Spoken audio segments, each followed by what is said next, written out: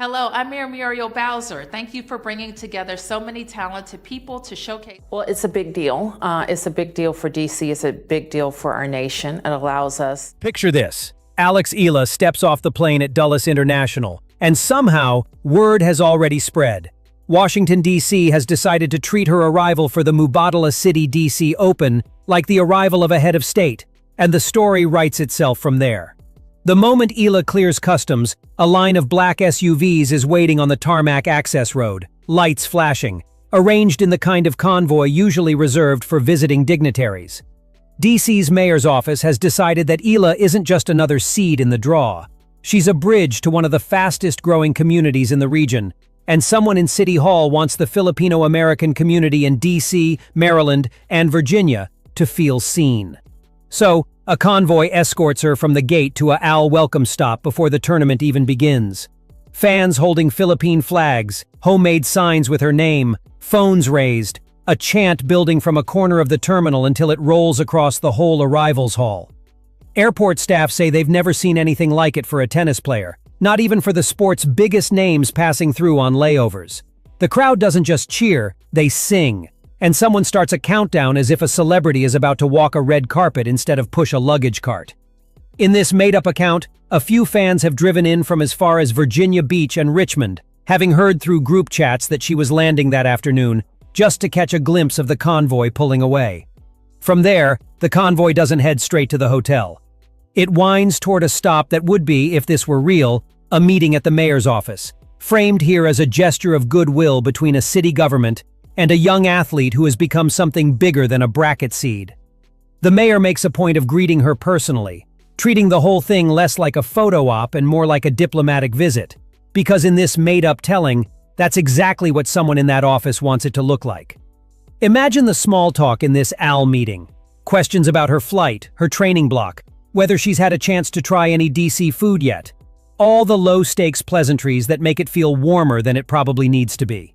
Because underneath the convoy and chants, there's a real question worth exploring. What would it actually mean for a city to treat Alex Eala like that? And the honest answer is, it would make a strange kind of sense. Eala's actual real-world rise has already made her one of the most talked-about athletes to come out of the Philippines in a generation. She's the first Filipina to reach a WTA main draw through qualifying at a Grand Slam, and her breakout run at the Miami Open this year turned her from a promising junior into a genuine crossover star. That part isn't month. The surge of interest around her matches at Miami was real enough that ticket demand for her rounds spiked in a way tournament organizers don't usually see from a player outside the top tier.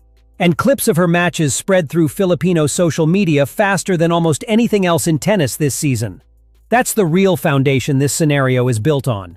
The Philippines is a country of more than 110 million people, and a huge number of them are online, passionate, and starving for a global sports figure to rally around. Eala isn't just a tennis player to that audience, she's proof that someone from the Philippines can compete with and beat players from tennis-mad countries with decades more infrastructure and money behind their programs. When she wins, timelines light up. When she loses a close one, it trends anyway. That kind of soft power is exactly why this mayor, in this AL story, would want to be seen standing next to her. There's also the real demographic reason this made-up scenario would appeal to a city like Washington, D.C. The United States has one of the largest Filipino diaspora populations in the world, with major concentrations in California, but also significant tightly knit communities across the D.C., Maryland, and Virginia region. That's precisely the calculation.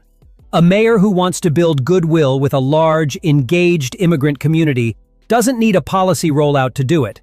Sometimes a single gesture, like rolling out a convoy for a beloved athlete, does more for that relationship than months of formal outreach. But it's not an unreasonable idea. Cities have leaned on smaller gestures than that to build real bridges with immigrant communities before. And in universe, the convoy becomes the kind of story that gets replayed on local news for a week. Back to the day. Once the meeting at the mayor's office wraps up, the story has her finally arriving at her hotel. Another small crowd has gathered outside, having tracked her convoy's route through group chats and social media updates in real time.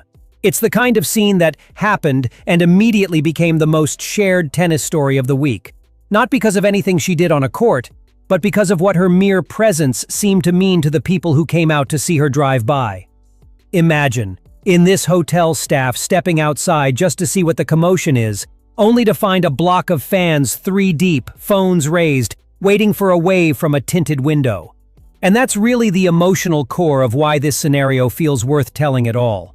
Eala's real match against Iga Swiatek earlier this year already became one of the most watched WTA matches in recent memory. A genuine data point that shows just how much pull she has when she's on a big stage.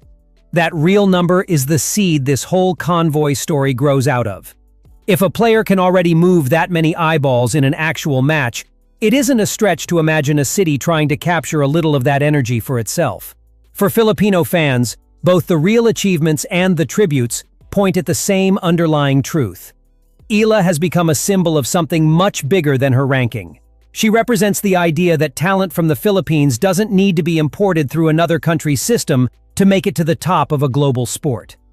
Every real milestone, the Slam qualifying run, the Miami breakout, the record viewership against Swiatek, adds weight to that symbol. The convoy is not just an exaggerated, dramatized version of the respect that talent has already earned in reality. It's worth sitting with why a story like this resonates with people at all. A convoy and a chanting crowd are dramatic shorthand for something that's actually happening in a quieter way already.